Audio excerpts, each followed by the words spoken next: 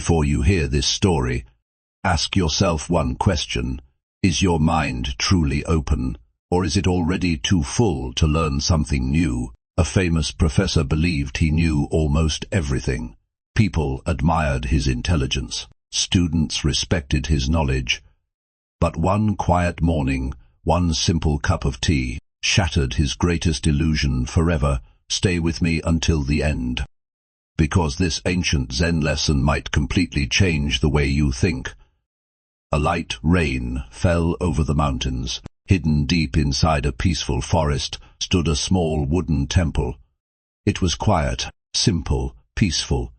Inside the temple, an old Zen master was preparing tea. Every movement was slow. Every breath was calm. That morning, a famous professor arrived. He had traveled hundreds of miles to meet the master.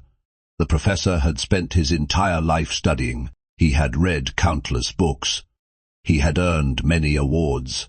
People called him one of the wisest men in the country. As he entered the temple, he smiled with confidence. "Master," he said, "I have studied philosophy. I have studied religion. I have studied psychology. But people say your wisdom is beyond books, so what is Zen?" The master smiled. Without saying a word, he placed a cup on the table and began pouring tea. The cup became full, but he didn't stop. Tea spilled onto the table, then onto the floor. The professor finally cried, "Master, the cup is full.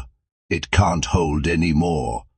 The master calmly replied, "So is your mind." The professor fell silent.